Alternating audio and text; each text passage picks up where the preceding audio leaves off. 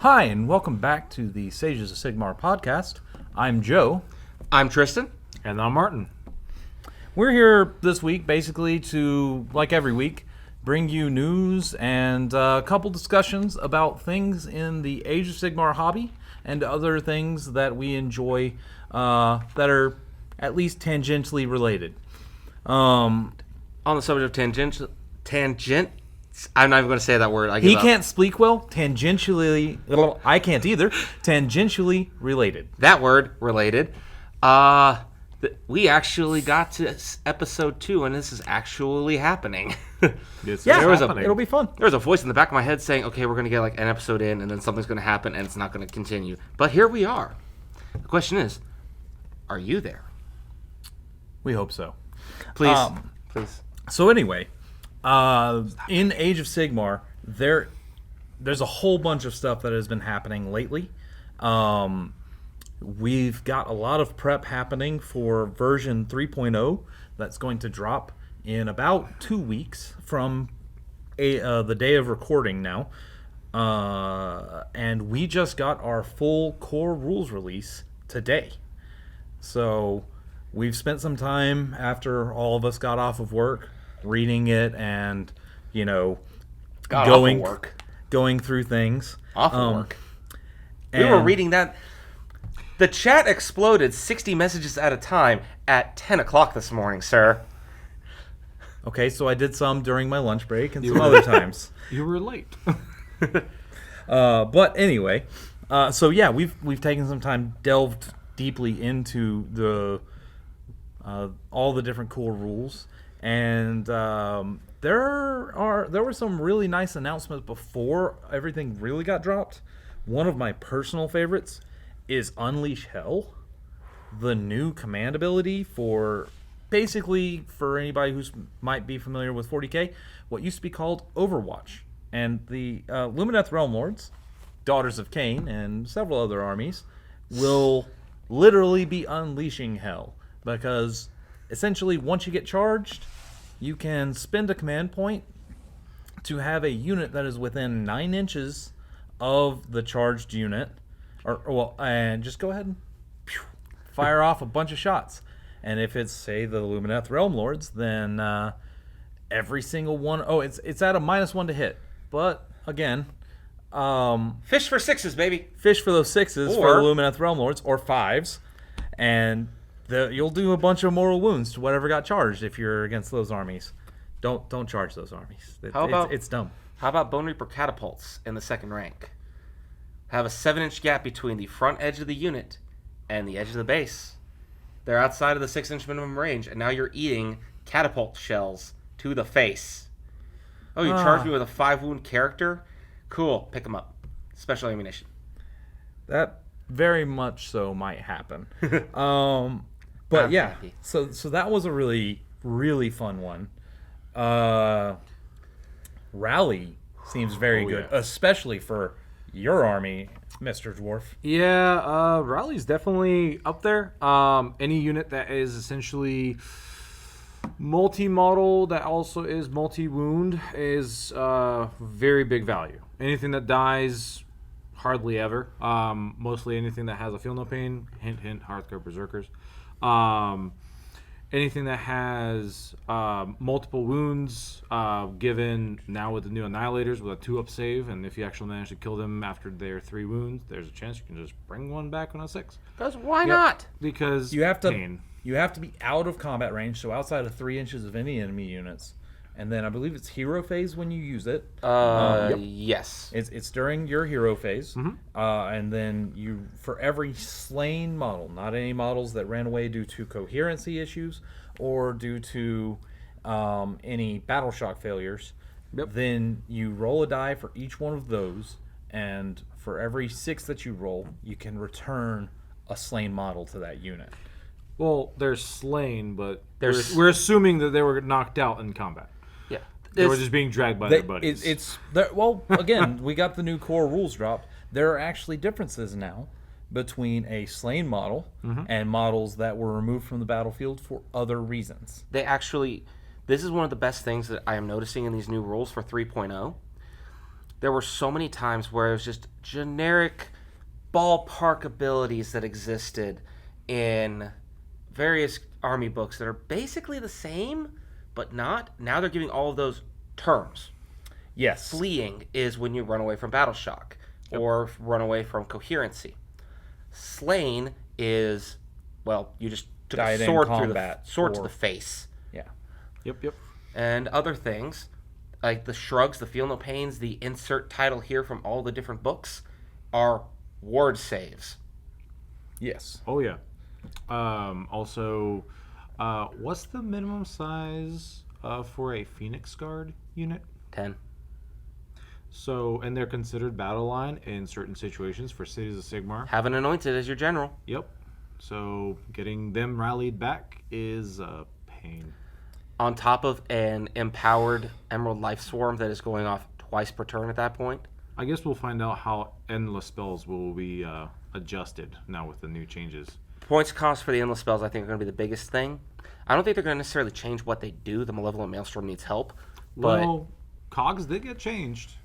Cogs got tamed because Cogs used to be board wide, both armies. Everybody gets +2 move, +2 charge. That is a now good it's wholly within 18, +1 charge. They might do a little bit of taming on how much it can do for healing now. Yep.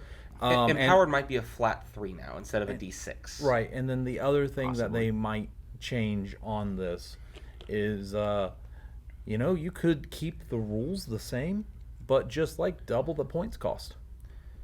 Well, you're using it twice. There, So there are other ways to balance more than just So But on the subject of endless spells, real quick, I just want to throw this out. One of the endless spells for OBR, the Nightmare Predator, the best model out of the 3. The big, giant, like, ghostly monster. Not the bird, the monster. Yeah. It was good. It was a decent, like, oh, crud, I'm going to have to deal with that. But now it's activating in both turns. You're not outrunning it. oh yeah, it's gonna catch Yeah. you. It will catch you. The issue that it had, the reason that it was never put on the tabletop, besides awkward point levels for the army, has been resolved. It will get to its target now. And it's soulbound, so even if it does leave your range, it will not cares? go wild. Who cares? Right. Yep. Sorry, channel I'm inner Minnesota for a minute there. All good. Another nice new thing. So, yes, the core rules. Loving how everything is actually notated as far as, hey, there are rule numbers now. There's annotations to help explain different questions that we might have about There it. you But also in the news, it was confirmed that the Cruel Boys are fully interacting into and integrating into the Auric War Clans. They might still get their own book or supplementary book, but we know for a fact that they will get a full release that will interact properly with allowing you to ally in with the other armies for Oryx, and also can take part in a big WOG. Stuff I'm seeing for them in a WA. Ooh, Yeah, they. it's gonna hurt. They, as from the information that we have found, majority of them have the like the army itself actually has an allegiance of 6's deal mortal wounds. And they keep that ability when they're in Big WA. They do. Yep. They confirmed in that even when you take them in the Big WA, every single attack that has a hit roll of 6 will deal that weapon's damage characteristic As mortal, as mortal wounds. as the poison damage. That does bring up an interesting thought to me, because there are several books that exist in the vein. I'm going to use Skaven as an example. There are 6 sub-factions in that book. You want to know how Skaven get them? For those of you who don't know, have a character with that keyword. That's it. And you have those allegiance abilities for the specific sub-faction. I wonder if they're going to work elements of that into the other amalgamation books. Maybe not to that extent, Maybe. or it might be a little, because Orc War Clans now have 3 different versions of orcs in the book. And then the Big Gloomspite, WA. and then the Big Wa. so technically 4. The big wall is the overarching. It's all of them. Right. Yep. It's not Gloomspite. It's Well, Iron Jaws. No, I was going to say Gloomspite are yeah. another example of a book that's an amalgamation. Yeah. It has Spiderfang. Spiderfang, Night Night Goblins, Moonclan Grots. Moonclan. Well, No, Moonclan are the Moonclan. Okay, yeah. Is Night Goblin. are the Night Yeah. Goblins. Well, Moonclan Squigs is the new name. and Right. Trogs. Trogs. Yep. Squigs are a full part of the Moonclan. Moonclan. Yep. So it's Technically, just But you but can they don't interact as much. But you can make them an exclusively Squigs army. Yes. you can. Squigs and Squig Riders. It's painful. I don't know what y'all are talking about. Dodgeballs. For our machinations that we've made this week, Yes. what has been y'all's progress in hobbying for the week? So I want to kind of go in reverse order of my notes. First thing I've got is I finally got my FDM printer fully up and running. I mentioned that a little bit last time, in the last episode, but I actually got all the problems figured out. No spaghetti monsters. Yet. Well, yeah, that. Yet. But I have printed so many movement trays. So many movement trays for myself and a friend of mine that plays Lumineth. I think I have printed about 180 models worth of movement trays and did it in like 4 days. Yeah, sounds about right. Good stuff. And then my Xantos, which something different that we're doing this time is we're going to start, when we bring up models, try to get pictures of them or footage of them to put insert here. I got a lot more done on Xantos. I actually tried wet blending a little bit on his armor. Okay. Moderately successful. Definitely a lot of room for growth, but for a first real attempt at wet blending on surfaces that narrow, I'll take it. And my final thing is I went to what was probably the last, or one of the last 2.0 tournaments in the state of Georgia up at Gigabytes Cafe as part of their Giga series. It was fairly small. There were only 12 players, but it was the first event since they lifted their mask mandate. Oh, that's So I nice. feel like there were probably a lot of people that were a little gun shy, like, let's see how this goes. Right. Let's see what happens. Because How many get sick? who all get sick, and hopefully it's just going to grow and get bigger from there. There were also, like, I personally had plans that I couldn't cancel and stuff, so I couldn't make it up to that. Like, I'm sure we're in summer. Like, it's kind of harder to make it if you didn't plan way in advance for some of those tournaments. Yep. For sure. But What all did you face up there? What all armies did my you see? first match was against Mackenzie's Lumineth. This is the third tournament in a row where we are the first round for each other. I don't know how it happens. I really don't. But this time... That's right. It's rolled for. Again. Again. He was running his moo cows, the mountains. I faced that list on Thursday. It hurt. The only reason I was really able to win that game was I got a double turn and was able to block him out of the points. Okay. That is out of the zones. That's the only thing that saved me. It was turn 4 before he was able to get actual models in the zone. I was at 28 points. He was at 8. Yeah, I believe it. That's literally how I won. Because that list is I body lacking blocked bodies. them. Yeah. So hard. And also, I was able to turn off their shoulder check ability to push you back because he would have just pushed me further into the zone. Correct. So now, when the big moves walked up with Hammer Time, I was picking up half a unit at a time. Catacross went from full health to paste when Al fought at top bracket, or Valinor fought at top bracket and went bonk bonk. Yeah. They hurt. It is a fluffy list that hurts, and I do think will continue to hurt in the new edition. Then I fought Beastclaw Raiders and got triple Stonehorned. We all know how that goes. I picked up a unit of Mortec Guard in one turn on turn 1. Yeah, sounds like it. And then my final game was, oh gosh, what was it against? Eric's Soulblight Gravelords, his zombie list. Okay. How'd that go? It was very close. We ran out of time because we're both running very clunky armies. Clunky as in there's a lot of moving parts to it.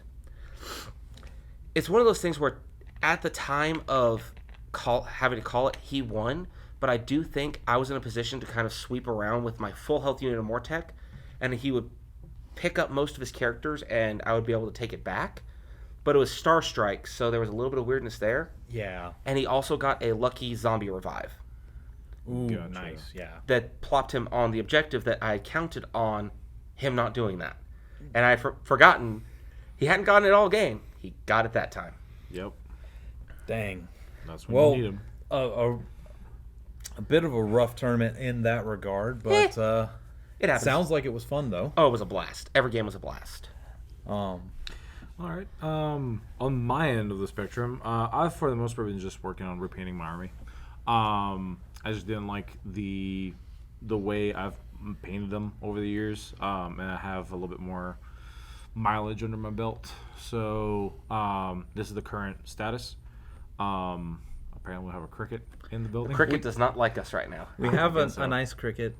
It's not quite as calming and everything as cicadas in the summer, but Right. you know, Yeah. hey, it's all Not good. sure I'll if take a cricket over a cicada any day. Not sure if y'all are picking it up on the mic or anything, but if the camera's picking it up and this isn't, guess what's going in right here. And back to you, Joe. Well, Martin actually. Oh yeah, Martin. Sorry. But yeah, outside of that, like I have not been really hobbying much. So for the most part, I'm just repainting everything. Hey, that's cool. Slow and steady progress is nice. So for me, what have I painted? Just not a damn thing. But really, I've done some prep for a couple of different tournaments. Like I said, I played against Mackenzie's list because there is at least one more 2.0 tournament that we're going to be playing up at Giga called GigaCon with a team tournament where I'm going to have you as one of my teammates and then another gentleman playing one of his two armies. Probably Jaws at this point, Jaws and Mork, or Yeah. the Squigs, but the reason it's 2.0, even though it is at the line for 2 weeks since the new edition release. So, And it's that there's just so much to learn and so much to change for lists so quickly after the release that it's not worth doing that yet. yep. Yeah, and that was voted in, right? It was like That was voted by the players. several of the team captains that are in that chat. Gotcha. So I did some tournament prep. I played a solid chunk of Vermintide 2. Just like it's been out for a while, but I've just started it, learning it. I understand now exactly why Marauders die so damn easily in the game. Yep. I mean, And Skaven too. Yeah, it's just everything I dies. guess I did forget that we played Vermintide 2. Yeah, but then again, you I played played some with that. me. I did play that game way too much back in the day, so just call blends in. It blends in. Yeah, it's me going into it for the first time, which is why it's I'm glad fresh you're on me. enjoying it. I'm enjoying it a good amount.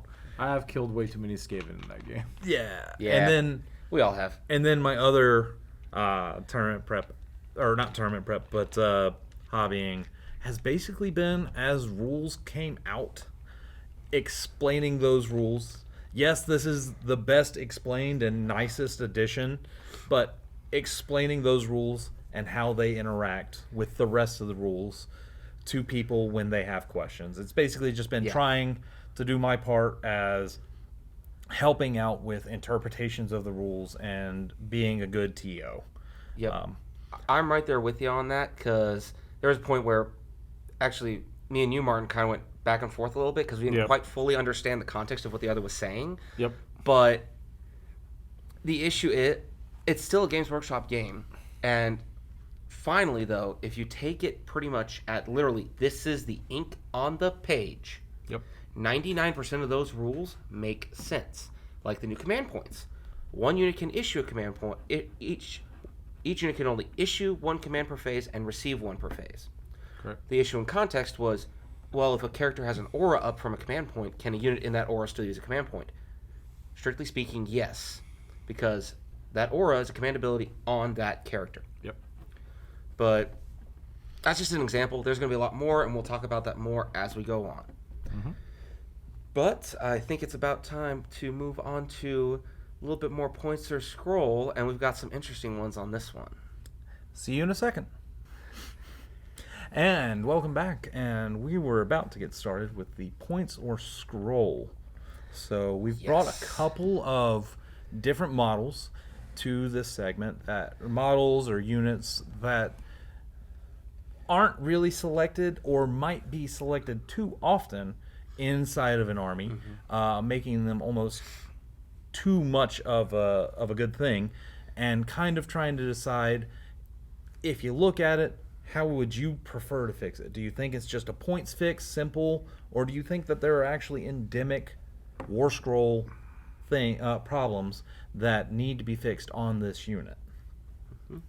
So, for the first one we're going to start with, and we're going to kind of start small and get bigger probably as this goes. We're going to start with the Venari Blade Lords from the Lumineth Realm Lords. And I promise I did not plan this ahead of time. I just happened to have my book with me. I put these on the thing myself because of a couple discussions I've had, and then also just they look cool, and yet they are just not very good on the battlefield. Oh, the models are gorgeous. They are the best models in the range, in my opinion. Them and the Fox. The Foxes are great. So, the Venari Blade Lords, on paper, they're not terrible. Core stats, 6-inch move, 2 wounds each. It's nice. 4-up save. They have a Guardian's ability, which basically means they jump in the way of damage coming at Scenari or the basic spellcasters. And their banners, I'm not even going to try to pronounce the first word of that, Venashamore, I think? You got it. Hey! Did better than I did earlier today. With the new edition, that ability is going to kind of come into its own. With all the endless spells and stuff, on a 4-up, they just ignore the effect. That sounds familiar. Yeah, it's the Elvish version of what you do with your Nulcidian icon. Yeah, just However, keep stealing my shit, man. It's fine. Elves do it better. Elves had it with the with Volturnos as well, except his is on a 3-up. But here's the issue with them. Issue number 1 is their weapons. The Sunmetal Greatblade, first off, does not have the Sunmetal special rule that every other Sunmetal weapon in this book has, i.e. the 6s are mortal wounds. On purpose. On purpose. However, they can either do the Perfect Strike, which auto-hits with 1 attack, wound on a 2, -2 rend, 1 damage. Or they could do a Flurry of Blows, where their attack profile is equal to the number of enemy models within 2 inches, hit on a 3, wound on a 3, no rend, 1 damage. Here's the issue with the Blade Lords. Currently, and yes, I know anything we say points-wise right now is subject to change and will change in about 3-4 weeks. Probably. They are 120 points for 5 models. Yeah. That, for the amount... Their abilities are cool. For the amount of damage they do, though, there's so much better you could invest your points in. Just a unit of 10 spears is better than currently a unit of 5 Blade Lords. And not even by a small margin, by a very, very large margin. Very large. Everybody was hoping that the Blade Lords would finally be a hammer to the army's anvil, because this book, Lumineth Realm Lords book, is a giant anvil.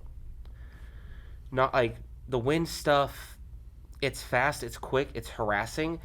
And could you give me real fast, this is slightly off topic, but not really. Could you explain to those in the audience that don't know what an anvil is? Hammer versus anvil? Hammer versus anvil. Okay. Go ahead and give a quick explanation. So, when I say that, a hammer is pretty much exactly what it is. It is a unit, in this context, a unit or model or character or whatever, that can walk in and kill just about anything or be more efficient at killing than most other stuff in the army, just by nature of how they work. The anvil is the opposite. It will stand there, take a hit, and just kind of shrug it off and go, okay, cool. So anyway, what you were looking for out of the Blade Lords was a hammer, and you got not even as great of an anvil. I got a pool noodle. and it's just not a hammer at all. It's a squeaky toy. It's a pool noodle. It's annoying. Against hordes, like against the zombies, that flurry of blows all of a sudden becomes really good because they don't have a save. I still think, though, However, like personally, I'll go ahead and say my part on. I would just change the War Scroll. I think I'm fine with no Sun Metal on this weapon. That is intended. Yes, it's named the Sun Metal Great Blade, but it's intended by the developers not to have do the mortal wound on 6. But I would probably add 1 rend onto the flurry of blows, and I would up the damage of that perfect strike by about 2 to 3. 1 or 2. You took the words right out of my mouth. If they're going to stay at 120 points, in the current context of what 120 points means in the game, that is the fix in my mind, and Mackenzie's mind, and a couple other Lumineth players' minds, of what would need to be done with them. Everything else is solid. Well, I'm going to play devil's advocate, and I'm going to say it's fine. Okay. And the reason why I say it's fine is because all of you guys are trying to do is put this unit into a role that's probably not intended for. Because your hammer in this army, as far as I'm seeing, is the Wardens.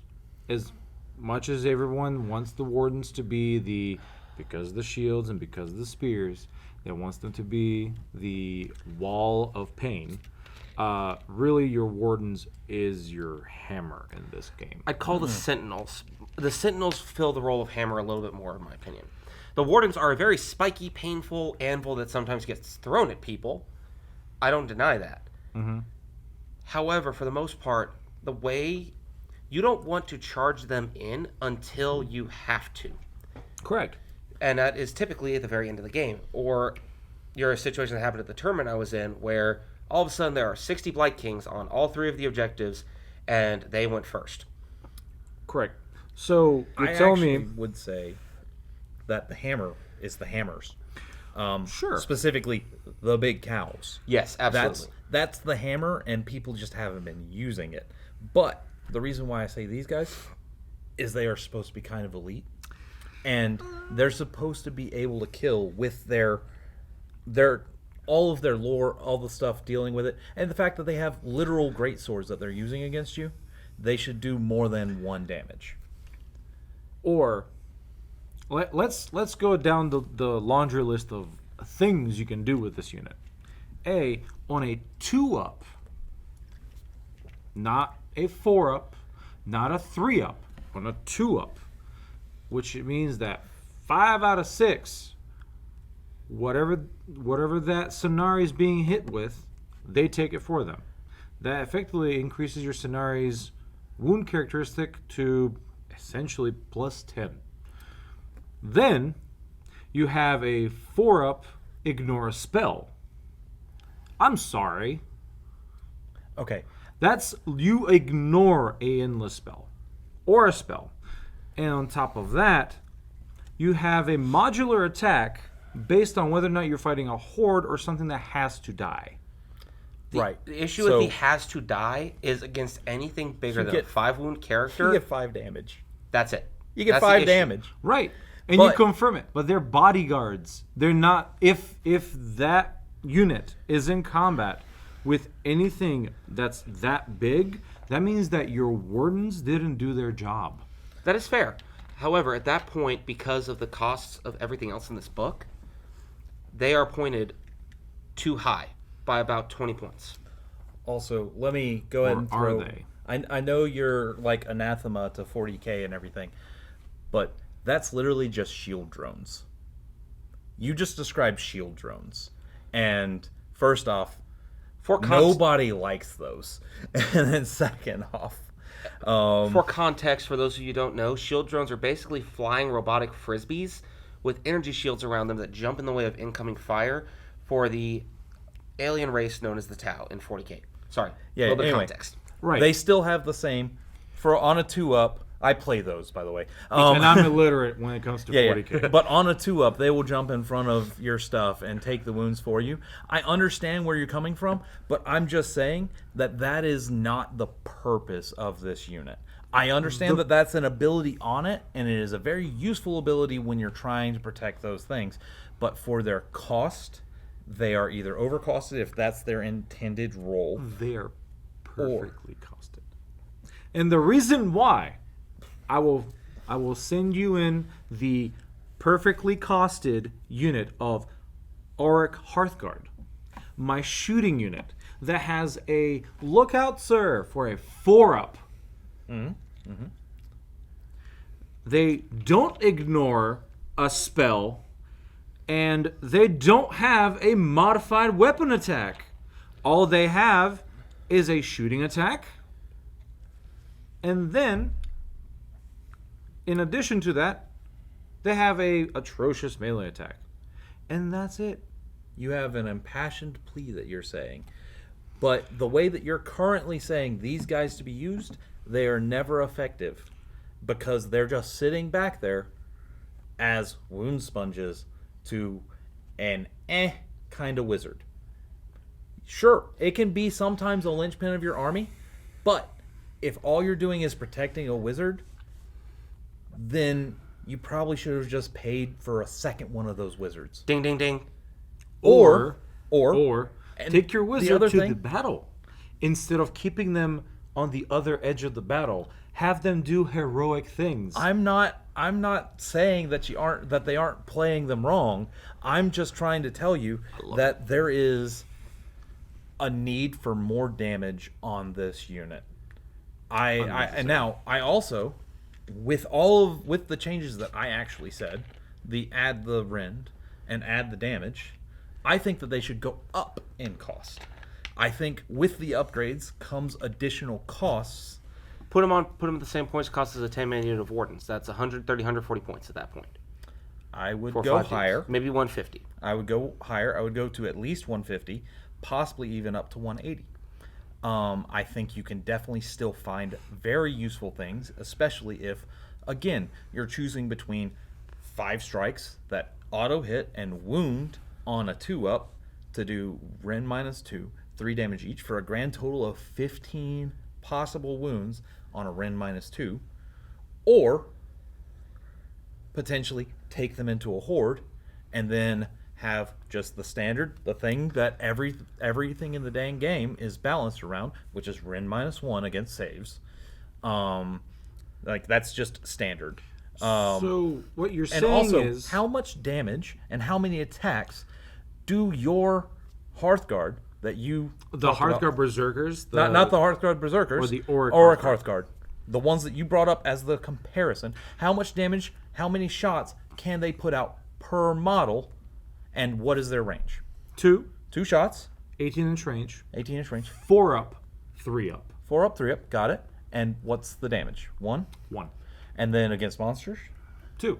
Cool. That's the only modification. Which, given in It's the a new, modification. in the new edition, it will help.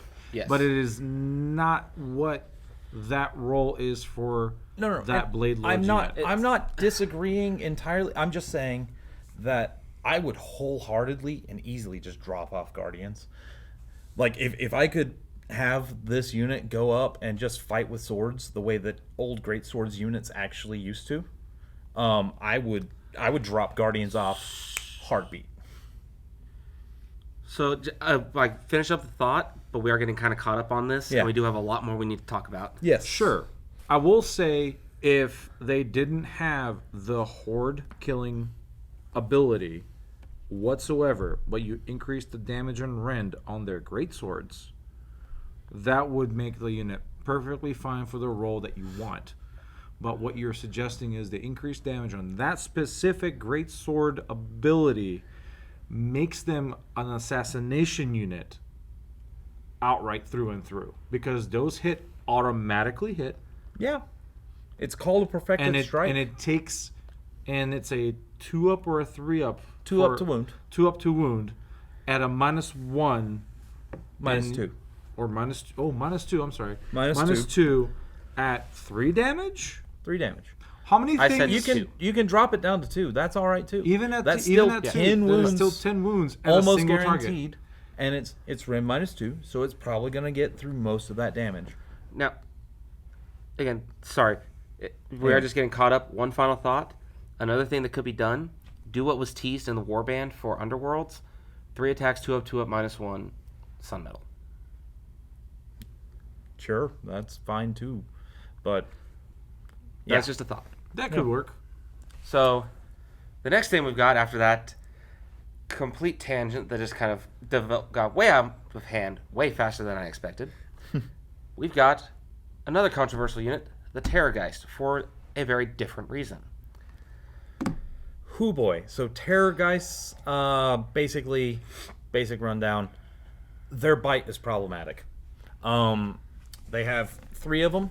The bite never degrades, and it's the most damaging attack on the unit. They have plenty of other things going on with them. They have 2 variations, one for Flesh Eater Courts, one for Night Haunt.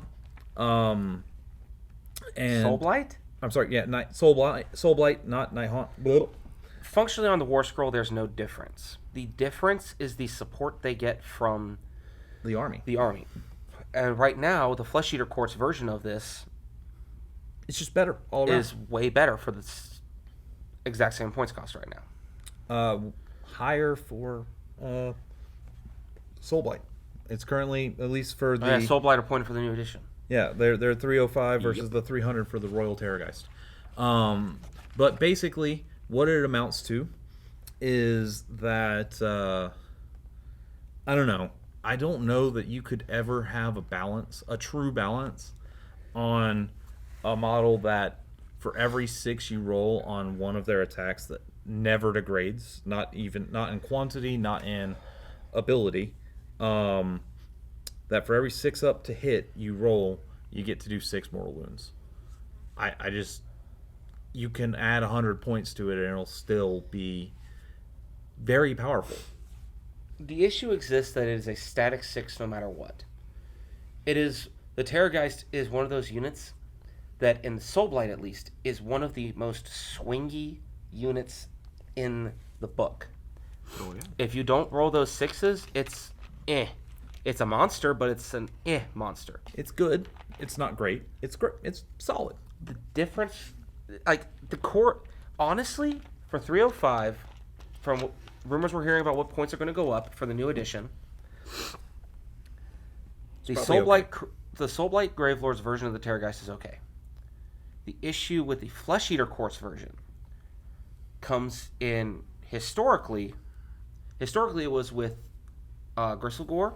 Mm-hmm. A little bit less of an issue now that in the new edition, if you have multiple abilities to trigger on the same die roll, you pick which one applies. And the others are ignored. So it's less of an issue where you would get those 6 mortal wounds and then have another attack generate that would keep going. And also, because I don't think any of us have ever said it, or ever said it outright, the 6 mortal wounds happen on an unmodified 6 to hit. Yes, That's correct. Just none of us. I don't think any of us had ever said it. So for those of you who didn't know, there's how it triggers. I think I did, but yeah. Or something. But the reason why Flesh Eater Courts is in a better position for that is they can add up to 4 different attacks, 4 additional attacks to that 3 on the attacks characteristic, and also 4 additional attacks for, say, the guy riding on top, and also the claws that it has that do degrade. And also, you're just fishing for 6s, so having potentially 7 attacks versus having 3 attacks. Oh, and also there's a lot of ways to get re-rolled hit rolls in Flesh Eater Courts. Oh yes, that's the other big thing. And it's not failed hit rolls either. It's just re-roll hit rolls. So you can fish for those 6s, or I believe it is. Yeah, it is a mount trait. It's a mount trait. Okay, yeah, so one of them will, but still, that one is going to murder a lot. And also, there's one distinct thing that hasn't really been discussed yet, and that's going to become a bit problematic with the amount of command points that are coming out in the new edition. Feeding Frenzy. Yep. For those of you who don't know what Feeding Frenzy is, it's a command ability. Pick a unit within range. that unit gets to fight again. which can basically be your Ghoul King on Terrorgeist, that is already the one using the command ability. Granted, you can only use it once now instead of the multiple times you could in previous Unless editions. you have multiple characters close enough to go, other Terrorgeist, you swing too. I believe you're only allowed to use the same command ability once per phase. That might be a I match believe play that's thing, in but the new rules. Is that is each command ability is used only once per phase, which also means like things. There's been some talk about the amount of command abilities you have. You know, you can stop battle shocks and stuff like that all across the board. Well, no, it'll still matter. You get that command ability once per phase, and a unit can also only issue one command ability per phase and only be affected by a command ability once per phase. So that's less of an issue, but it's still, hey, here's 7 more of these attacks that are going to just wipe your entire unit. Which is why my personal view, again, I don't think that changing the points are going to really change things. I feel like half the damage, double the attacks. Just make it so that instead of 3 base and doing d6 each, it changes to 6 attacks. Maybe you can even go up to 7 because you're having to add more 2-hit rolls into there. Ooh. And then change the mortal wounds to 3 each, and then have them do d3 damage each. So you normalize it a little bit. You actually up the damage outright a little more on the most problematic attack, and then it gets balanced even if you add additional attacks with either army. Yep. Because there are a couple of things that do add additional attacks even in the Soulblight Gravelords. Mm-hmm. And I did double check. The issue. What confused me was the sentence of each unit can only issue one and receive one once per phase, and then there was another sentence that had the each one is once per phase ability, and that did have me think that all of a sudden my triple Mortek guard unit is going to become 2 and a unit of cav. Yeah, this is Complete squirrel moment on that. This Completely is irrelevant. a very new addition.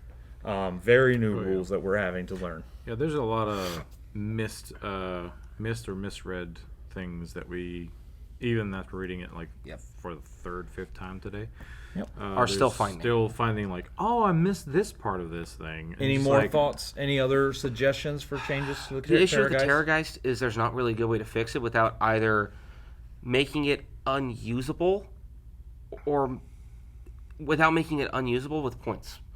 If you're going to fix it with points, you're going to point it into the ground. The best way to fix it, in my opinion, have the bite degrade like the Death Shriek does. 6, 5, 4, 3, 2. Yeah, that could work. I still think like just something similar to what Joseph suggested with a make it a D3, make it 3 mortals, give it a little bit more attacks to just kind of balance out the overall damage output. Because in the end, you don't want to neuter it to the point where it won't ever see the table again. And we're back.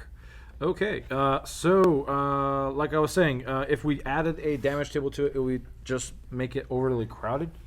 So making the Fang Maw a little bit more attacks and just half the damage on it, and make it, or if anything, just make it a flat damage of 3.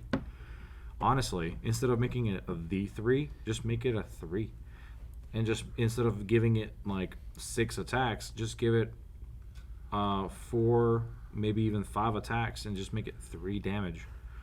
That's solid. Because that'll just equalize the monster. Because the biggest problem with most monsters is doing random damage attacks or attacks that are random in the count as well. Which Gargants are an issue of that. And we can talk on their old War Scrolls as well as the new ones. Yeah. On a later date. But yeah, I think just making it flat damage and just making it, instead of D6, just a 3. Solid choice. Because everyone that does any mortal wounds on a hit and it stops, it's equal to the damage dealt. So Honestly, part of why I came up with that idea is I noticed how nice the change was for the Achillean Leviathan, who had just had 1 bite that used to do 6 damage mortals on on the hit, and then they changed it to 2 bites, 3 damage each. And I was just like, oh, that's such an elegant fix. Oh, yeah, the jaws. Yep. Just make it flat damage. Makes it so much cleaner. Oh, yeah. And then for one of the bigger War Scrolls that we have here, there are 2 of them, actually. It's a 2-parter, hint, hint. Marathi Kane and the Shadow Queen. Ow! So, she's kind of problematic in a couple of ways. You can't kill her very easily.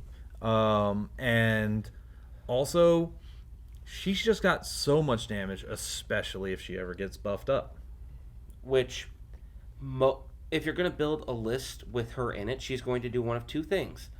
She is going to be the ultimate distraction effects of, cool, you could choose to ignore me, but I'm going to make you pick up half your army. Yeah. Or more. Or more, depending on what she's fighting and how the dice go. Or everything else is there to sit on the objectives while the Shadow Queen runs around and does Shadow Queen stuff when she is mind razored. She gets mirror danced across the board. A couple other things get slapped on her. I don't remember all the names. And she turns into not just a blender, not a guided missile, a nuke. She'll blow up half your board in a turn instead of just that. And she can also just fight in the hero phase and then go charge something else and fight something else. Yep. But so yeah, that's how did you fix it?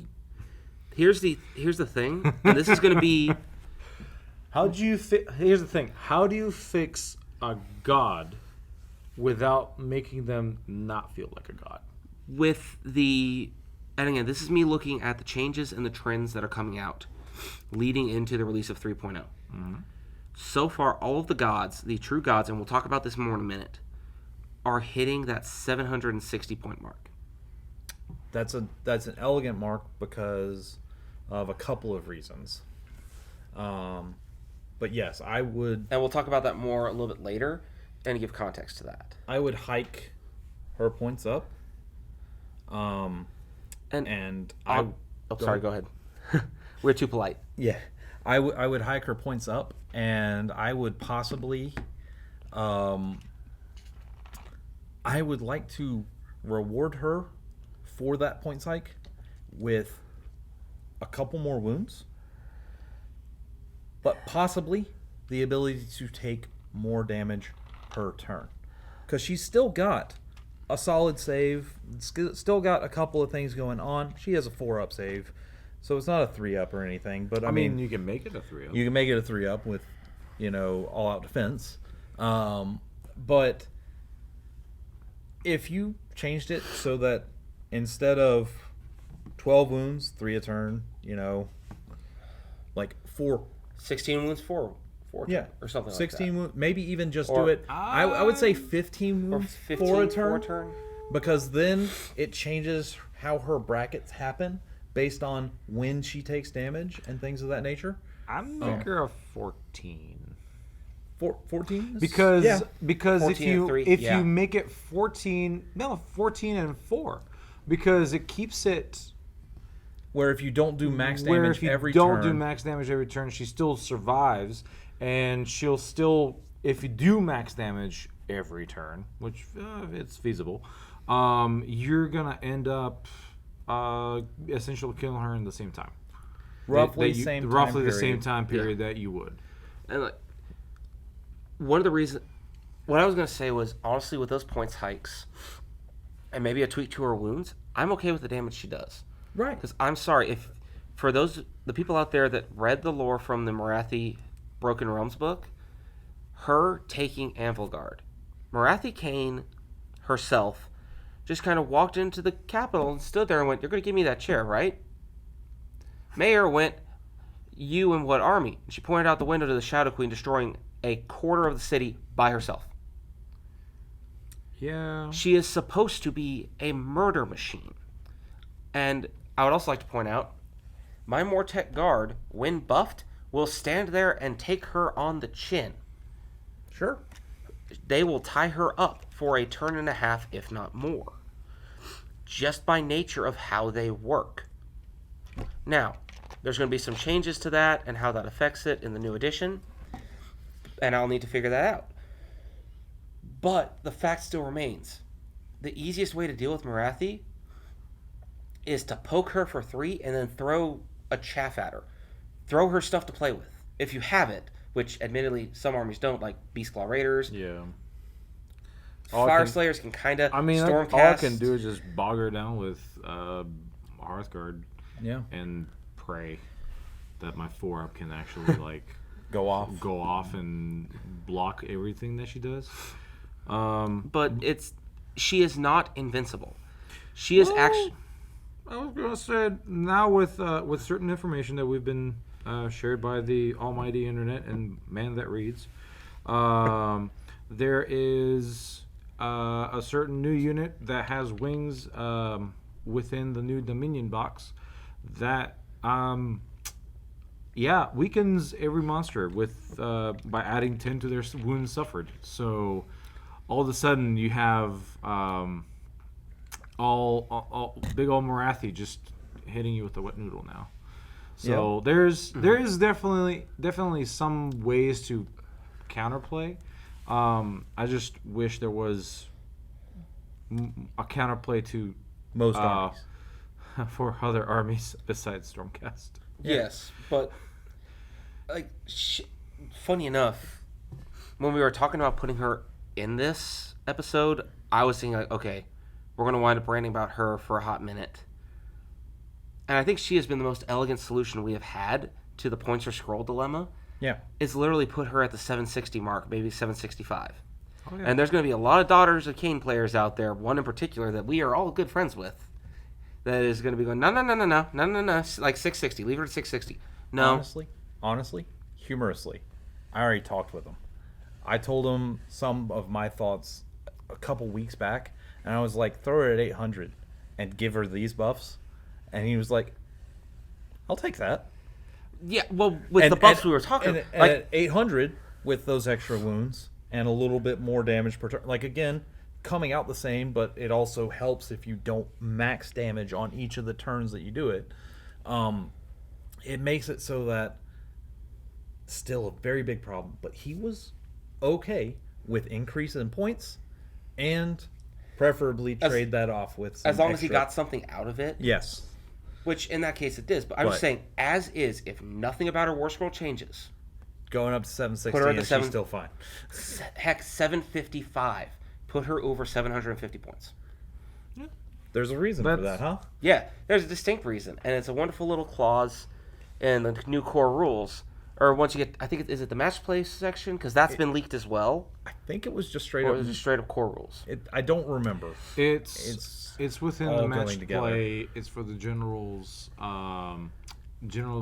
contest, and it's essentially any army that is being any battle that is run with 1,500 points or less cannot fit these gods, essentially. And the reason being is no single unit in the army can cost more than half the total point allowance of the game. So at 2K, yeah, take the gods. That's the point level where these huge, it's supposed to be the big battles. Bring them. That's when they're going to show up. 1,500, which from what I've seen and heard from people who have gotten the Dominion box early, who have gotten to play the games, feels like a bit of a butter zone actually for like slightly more casual play with the table size, with the rules changes. Yep. You don't see the gods, but because of the points difference with the gods, you're still technically getting more of your normal army. Yeah. Which is a weird oxymoronic thing to have happen, but it is what it is. But yeah, you can fit Gotrek though in a 1,500 game. You can. It's yes, true. You can. Mr. 520 Speaking of, points of humorously, pain. Gotrek, as long as you're doing okay on your feel no pains, your wards. Ward saves. As Wards. long as you're doing okay on your ward saves, he and Marathi can go toe to toe, and they'll both probably kill each other eventually by the end. But that'll be some fun battles that you can have between those two. Oh, Yeah, you just throw him at her, and then she realizes I'm being beat up by a tiny, like 3-foot dwarf, and then she's gonna leave. I mean, beat And up by a then- dwarf who was as wide as he is tall. Yeah, a dwarven cube. And then you just have her run off, and then his 4 little inches are just gonna wait, come back. Baby, come back. Yeah. You could. I can axe on you. Yeah, God. You will die. That took a lot longer to get to those sort of jokes than I thought it was going to tonight. Sorry. I mean, it's a snake. I'm a snake. So, let's get to kind of the heart of what tonight's talk is going to be. And Marathi was kind of a hint at it. And We when want to talk about the gods, and we'll be right back with this talk. And so here we are once again. I want to cut into me just. Glorious. So let's talk about the gods. Yes. So, this is one of my favorite aspects of Age of Sigmar versus 40k and some other games. All these other games talk about these huge, powerful gods. They have, like, avatars of the gods that exist. Like, again, the literal avatar of Cain for the Eldar in 40k. Mm-hmm. Anva, I guess, technically counts for the greater good. He's Ish? not really. He's not a god. He never was. He's just like the He's a leader that they've had for way too long because he's been dead since an assassin got him. Details. Details. But we're not here to talk 40k. We're here to talk Hell AOS. no. AOS, these gods that are talked about in the lore, a lot of them are on the tabletop. Or at least manifestations. Or manifestations. that represent them. A lot. Oh, I'm sorry. Are you still salty that you don't have a dwarven god? You mean the discount Grimnir that I got? Just because he found an axe and stole a rune, and now he's like Avatar of Grimnir? Nah, that's bullshit. I was just praising him, Sir? like not 10 minutes ago in the episode. But go ahead and No, talk, it's great. talk No, about. But what's on the horizon, Martin? Well- you've been hinting at these rumors that you've been seeing. Well, so as with all core rule books, they kind of give you a little bit of fluff. I mean, battle tomes given, they'll give you like lore and stuff like that. And even with our book, it kind of has the same thing. But in the core book, the new one, 3.0, it does a cool little 2-page, 3-page Blurb. like blurb lore, kind of catch you up, get where we're at, where we're going.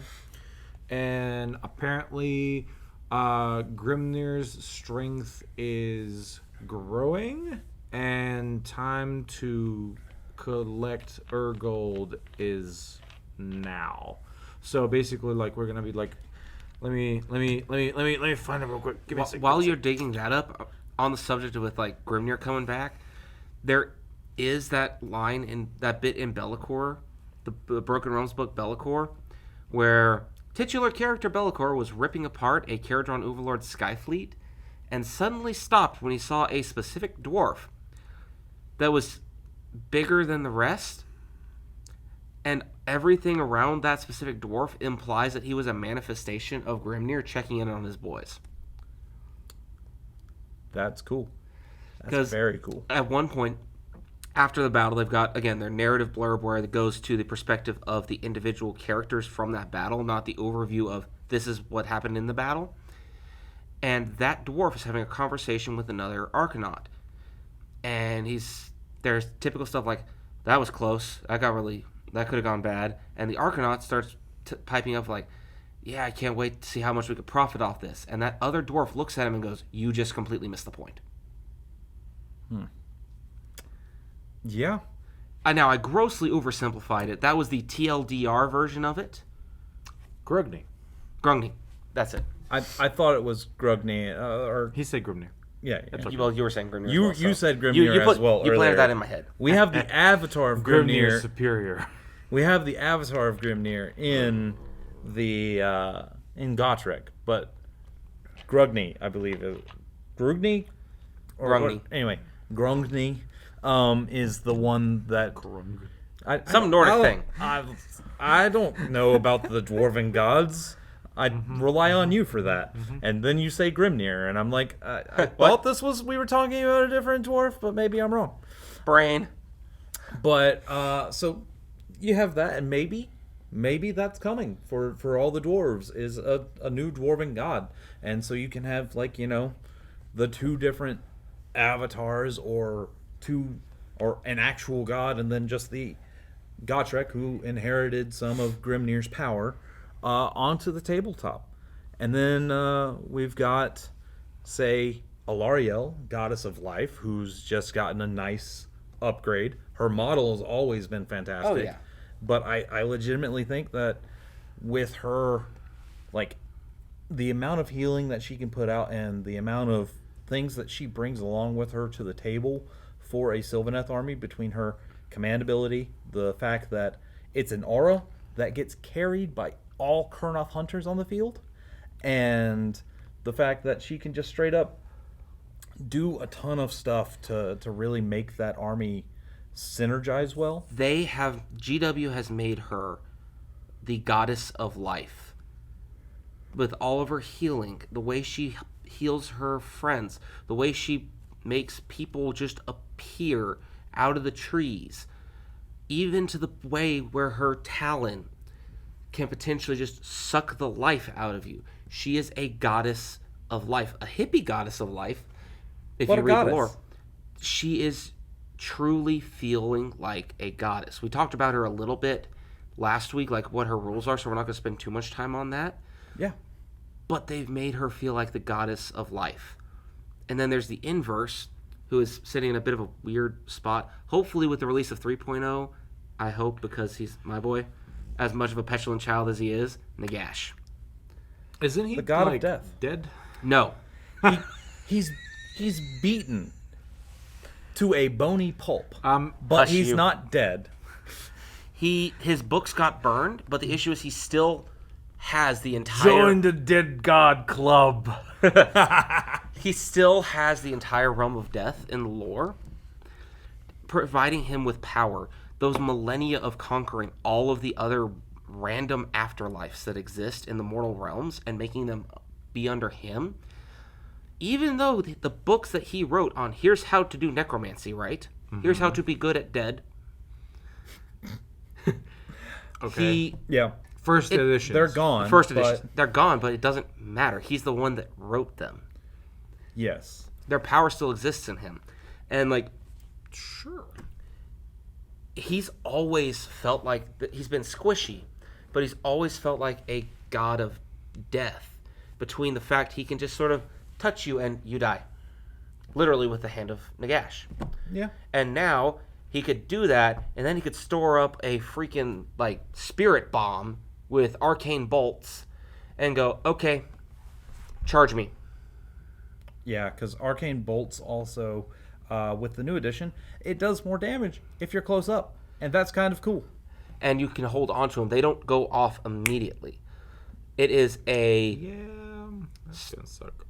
Start of this phase. Oh, you decided to charge into me. Cool. Here's 5d3 mortal wounds because I cast the 3 spells I actually needed to. Yeah. And he is rezzing 3 dudes, or healing 3 wounds, on 5 different summonable undead units or Ossiarch Bone Reaper units, just because. Yeah. He has had the longest run of... They designed him right to where he's felt like the god of death since the start. I'll agree there. Or the god of what he's supposed to be. Just because I do not like him and his characterization does not make him bad. Well, the War Scroll reflects what he's supposed to be doing on the field. Right, exactly. That's kind of what I was getting at, is more so, I don't like him, but that's also what you have when you have a good villain. Oh, yeah. He is a Machiavellian... He is an archetypal Machiavellian villain in so many regards. So many regards. And in that way, I love the character. Him as a person, he is a petulant child. And there is nothing you could say to change my mind. I play Death. I have Bone Reapers. I am working on Soulblight Gravelords. I am planning to get Flesh Eater Courts. Yeah. And I still have that opinion on him. But hey, he was just taught a lesson recently by Teclis, the god of magic. And he was one that, I'll admit, on first read, I looked at that War Scroll and went, eh. Then I saw what he can do on the tabletop and went, oh. He's powerful as shit on the table. He controls the magic phase, bar none. Literally, Nagash might match him because Nagash has casts 6, 7. He casts 8 spells a turn at a +3 to cast, dispel, and unbind. Sure. That is And Teclis can try and unbind all of them. Agreed. Teclis but can also do a good job at unbinding most of them. Right. Well, Teclis gets 1 for free. Just no, sit down. Yeah. Everything else he has to roll for getting a +1. Yeah. Nagash gets a +3, which means he rolls a little above average, Right. and he is shutting down Teclis because Teclis rolls a flat number. Yeah. He's one of those that is going to force Teclis to go, do I really want to do 4 spells? Right. But yeah.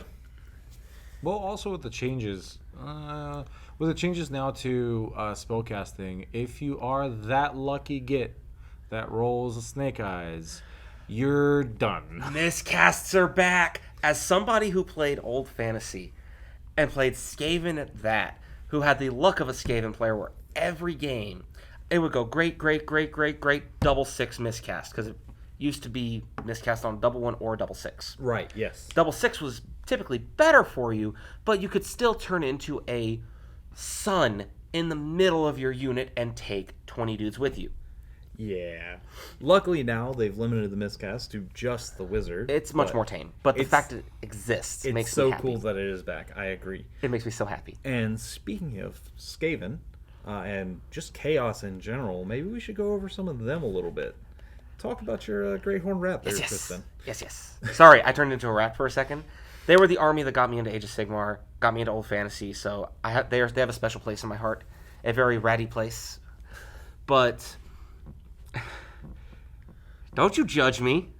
Okay, so on the tabletop. All the judgment. So of course Sorry. we have the Great Horn Rat who just sits inside of the warp or the Nahal or whatever. He has kind of gnawed out his own realm in the realm of chaos, where the other chaos gods can't really get to him, and just like the Skaven have done in the actual mortal realms, he has done in the realm of chaos. He sits in the shadows with the Council of, I think, 13? There's 2 Council of 13s. I'm going into a little bit of lore here.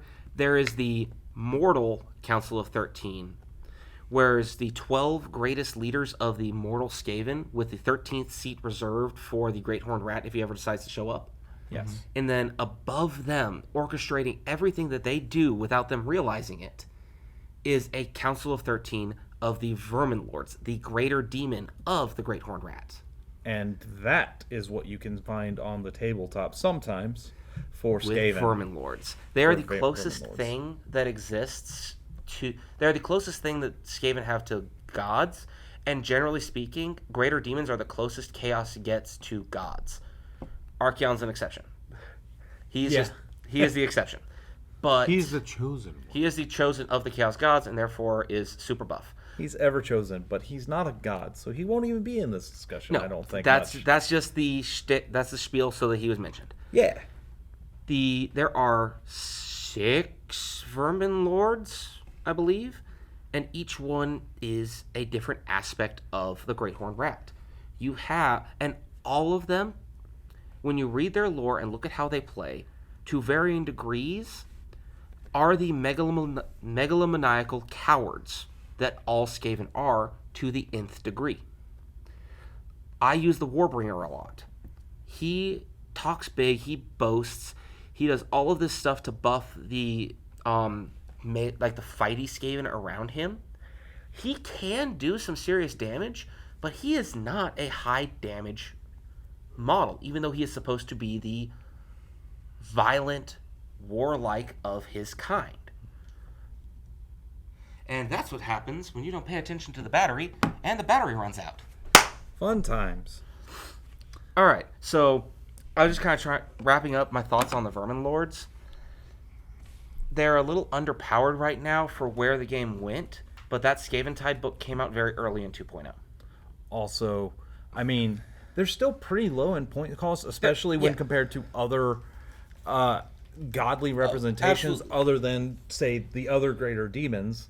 But they're useful, they're cool, they're lovely models, like incredible models. But hopefully, whenever the next book comes out or whatever they do to update stuff, they can make them feel more like a great manifestation of the Great Horned Rat's power onto the field later on. They just need more oomph, I think. It's just... They're very pillow-fisted in what they do. The flavor is absolutely there.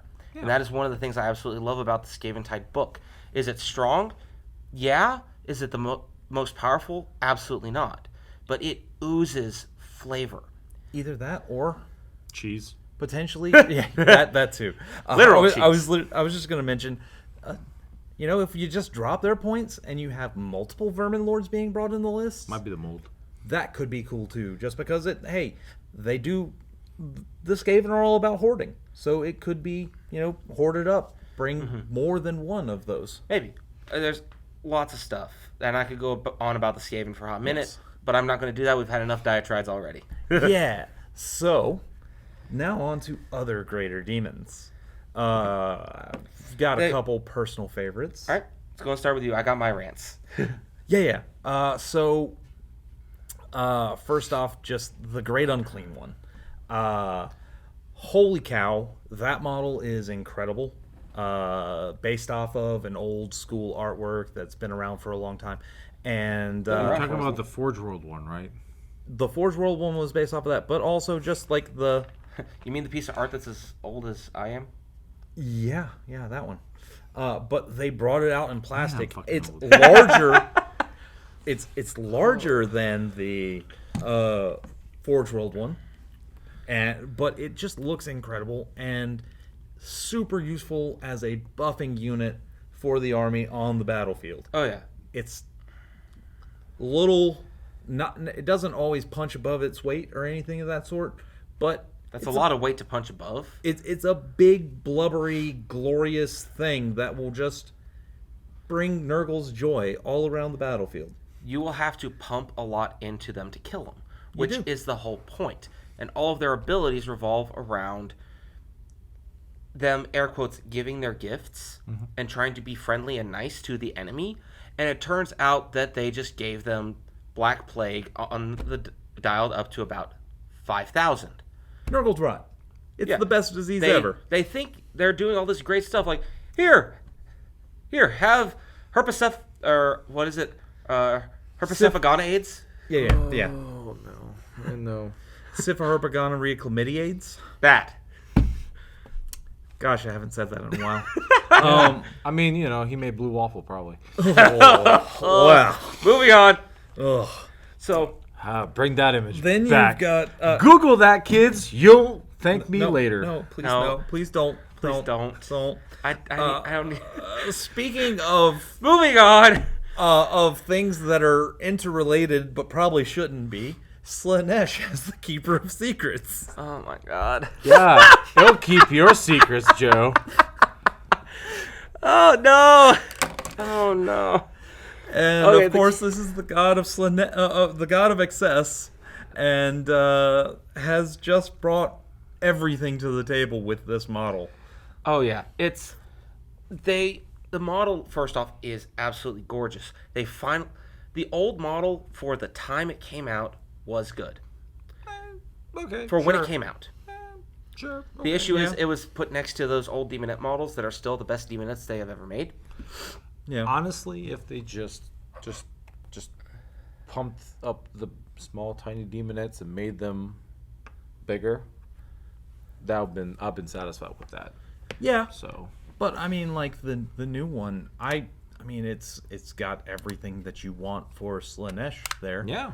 You have the jewels, you have the fineries, you have the claws. You It's have the goat face. You have the garters that likely weren't made from leather.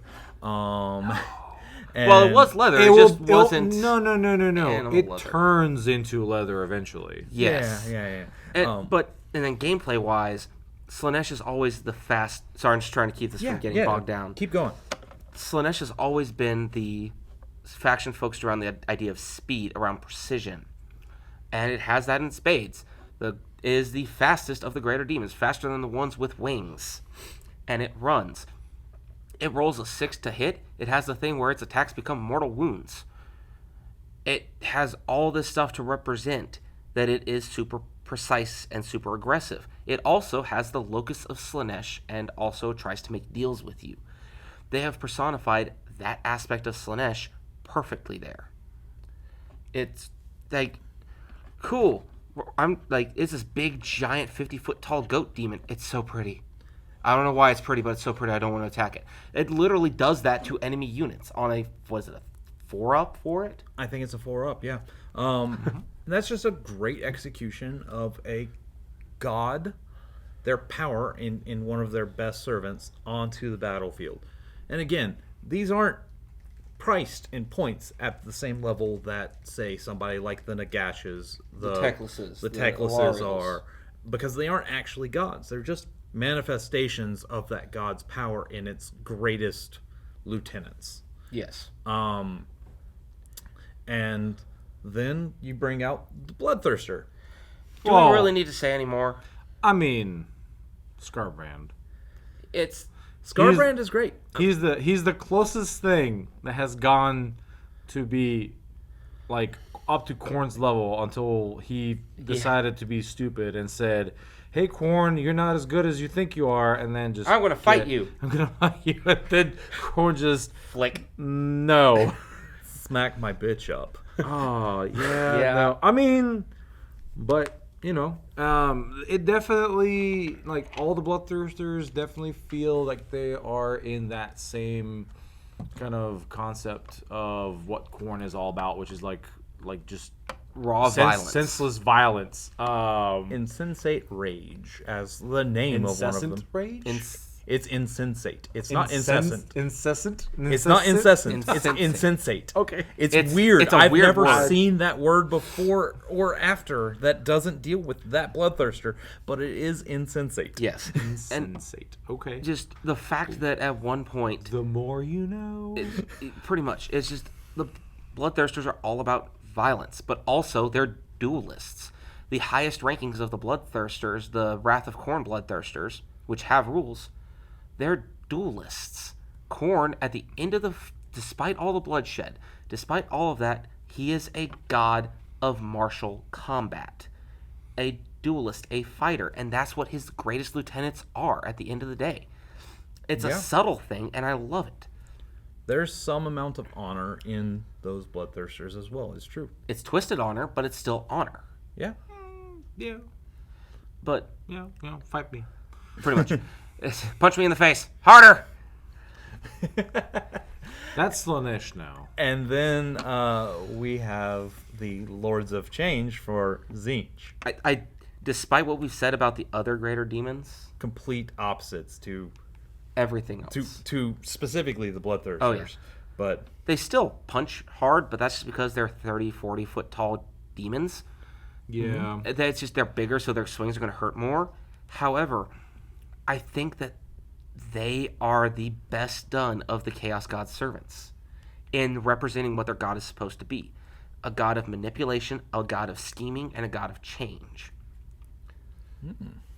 Because the way they interact with their fate dice. Fate Dice is that just is- a very it's a- elegant and nice mechanic for Yeah, them. It's it true. is It it's has- an army thing, it's more an- so than the actual Lords of Change. I'll say Kairos, because Kairos is a named character within the lore of Tzeentch and its background. Kairos Fate Weaver is, I would say, the best represented model for what they're supposed to do. They're supposed to know beyond knowing, because they stared at the pool for too long. And I love his lore is great. I want to go on a quick tangent about his lore. Tzeentch found a cavern that even he would not go down in because he didn't know what was going to happen.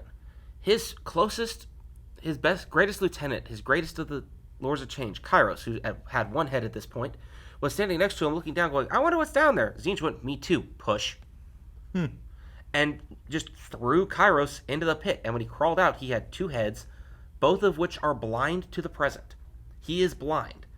One head sees the future, the other sees the past. He now has 81 Lords of Change at all time, scribbling down every syllable he babbles from either head. 9 by 9 Lords of Change, scribbling down everything to find prophecy in it. First off, that's a very nice little tidbit. Second off, are you saying that he's the Kwisatz Haderach? I mean, Anyway, sorry, as somebody who's in the middle of reading the Dune Saga, which, if you like sci-fi, read it. If you like 40K, read it, and you're going to have a whole lot of moments of, oh, this is why 40K was called a Dune ripoff. Yep. yeah. So that's pretty much wrapped up most of the Chaos Gods and their representatives on the battlefield. And let me see, are there any other representatives on the battlefield that we haven't really covered yet? There's a guy. Hold on. Sorry. Oh, bless you. Oh, excuse me. Sorry. There's a guy who is not a god, but oh, there's the allergies. Bless you again. There's a guy who took advantage of everyone else deciding he's a god and ran with it. That's true. Kragnos is on the table and can be Yes. used now. I like him. I do. Like, do you like him, or do you like him as a model? Do you like His him? model is cool. His war scroll is okay. That'll be maybe a pointer scroll later. But honestly, the thing that I don't know. His thing is he's kind of taking over for Gorka Morka on the battlefield, and I just love all the different representations of Gorka Morka that we have had throughout all of the battle tomes and the lore behind it. Having read some of his lore specifically in the Kragnos book, not the overarching story, he has always been an opportunist. He has always been a go-getter. It's one of those things where it's like, if somebody decides to say, or if an orc looks at him, sees the destruction he causes and says, that's an incarnation of Gorka Morka, he is not going to say no if it serves his means. Right. Yeah. But he's not. The thing is, He is not Gorka Morka. They aren't calling him a representation of Gorka Morka. They're saying that he's got some blessing from Gorka Morka or whatever, and he is using the shield that Gorka Morka chipped his tooth on at one point in time, and he picked up. Yeah. And Just because. Just like it was something that Gorka like, Morka grabbed, tried to do the bite into it, accidentally chipped his tooth, and in frustration threw it down, and then Kragnos finds it later. And I mean, don't get me wrong, Tuskbreaker is cool. Very cool aspect of the model. But also, he didn't, wound Gorka Morka in combat and then earn his respect and everything else like that, like they were originally saying. I don't know. I'm just a little disappointed with having him brought to the battlefield rather than Gorka Morka.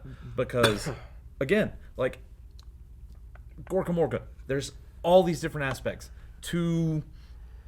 The issue with Gorka Morka is it's almost too many aspects. And I Well, get that. It's honestly 2 aspects, which is brutal but cunning, or cunning but brutal, which The Gloomspite Gets book it's- has 4 different interpretations of which is a him. little weird. Yeah. So for the Gloomspite Gets, you have the Spider God, you have the Bad Moon. the Bad Moon, Moon. as like it's all under the moon for that.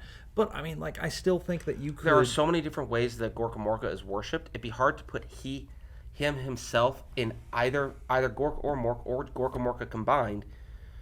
And also, Onto he the is battlefield. physically too big of a god in the lore. He is physically too big. I agree with that. I do. Like, it's disappointing that instead of that we get this guy who's a god beast for destruction, and Yeah. he'll see some of my narrative play games but I don't think that I'll be putting him into my armies That's fair. anytime soon. So how does it feel, Joe, to have something that doesn't really represent the god that you have for your army? I, understand your pain with Gotrek. I do. I'm with you. Yeah, But- but just don't read. Do read it. Don't get me wrong, but like Realm Slayer, yeah, it opens up a whole new can of worms. It's like, oh, okay, cool. This is how he got to be what he is on the War Scroll. So, But I'm going to say this on Kragnos. He is in so many ways a perfect representation of what destruction as a grand alliance does on the battlefield. Oh, yeah. Is he resilient? Not really. Well, he has a 2-up save. He ignores spells on pretty much a yes, unless it's a stupid high casting roll. However, he has no shrug. He only has 18 wounds. But anything he punches, anything he charges, if he gets to do that, dies. His mortal wounds, his impact hits, is not roll 2d6, do that many mortal wounds, add them together. No, you multiply them together. That is potential of 36 mortal wounds. Yes, sir? To monsters. the one thing But that still. he is forgetting is that currently in 3.0, priests can actually pray a certain prayer called Bless that allows a 6-up ward onto any unit. That is true. That is true. And there are... Destruction and Chaos are the 2 grand alliances that have more priests than anything else. When you stop him... Well... Okay, correction. Now that I think about it, Order has a lot, but there's still a lot that exist in Destruction. So it's very possible for that to happen. All the orcs, Oh, yeah. all the war dogs. Oh, yeah. Absolutely. Yeah, no, and I hear you. It's not that. It's, again, there were so many cool things about it, and instead we got Kragnos. And I like Kragnos. Again, I bought him. I look forward to running him in games. But it was a bit disappointing. And honestly, I think a way to make it better for me would have been to where, since he's so costly and everything about him that happens is the way it is, I think it would have been great if they could have given him the ability to take on some of your army's allegiance abilities when you run him in your army. To bring in some of the way that he's leading your army. Now, again, that would probably require even higher points hike, but it would have been nice to make it so that he becomes your leader. He's already going to be your general in addition to, and everything else like that. It would have just been an elegant way to make him fit your army instead of being this kind of sore thumb. That's fair. So, just to note, side note on the priest thing that I was just like wondering, there's only 2 priests in Destruction: Really? Huskered on Thundertusk Yep. and a Wardock from Savage Orcs. Really? I thought there were more. That's it. Oh, That okay. is it, my sir. Because majority of priesthood is exactly as you said, within order. Or chaos. There are some for chaos. corn. That's about it. 1. Oh, okay. I stand corrected, ladies and gentlemen. 1 in Corn. The Slaves to Darkness have the Chaos War Shrine. Yeah. And then the 2 Plague Priests from Scaventide. Yeah, that's right. And then that's it. That's all the priests. Okay. Oh, yeah, never mind. Still order. And Nagash used to be a priest until Teclis beat it out of him. What? Oh, I agree wholeheartedly. Oh, hey, and I can't believe we've forgotten this until just now, but there is one more kind of god that can hit the battlefield. The one for Stormcast. The The Celestin Prime. Yeah. He's in a weird spot because, The again... First Forged. The first forge He's of an- Sigmar. And since we're the Sages of Sigmar, I figured we should at least bring that up. He's in a weird spot where he fits the role of an avatar of a god more. He's not bad. Again, it is an issue of first book syndrome or early book syndrome where they didn't really know what they were going to... they being GW, didn't really know where they were going to take Age of Sigmar at that point. And he was built for what existed, not for a plan for the future, which basically starting after Scaventide, they figured out what they were going to try to do with the game. And everything started falling back kind of into a fold of, generally speaking, here it is. But I could rant about that for a lot longer. We are unfortunately out of time for tonight. Any closing remarks? Well, basically, we look forward to coming back to you with even more talk about Age of Sigmar. And I think sometime pretty soon we're going to be talking a bit about all the different versions of Age of Sigmar that we've had and what we're looking forward to for what's coming up. Absolutely. Most definitely. So again, quick thank you to Discover Games for letting us record after hours. If you want to listen to this podcast on the go, you don't have to have it pulled up on YouTube. I botched that hard. We are on Spotify. Hopefully very soon we'll also be on Google Podcasts and Apple Podcasts as well. I completely juggled those words hard. But if you want to see some pictures of the hobby stuff that we were talking about earlier, go check out our Instagram, Second Floor Hobbies. And if those of you listening, the YouTube channel that this video is on is Second Floor Hobbies. It's almost like there's a theme going on there with that. Huh. Interesting. So, anyway, we have been the Sages of Sigmar. I was Joe. I was Tristan.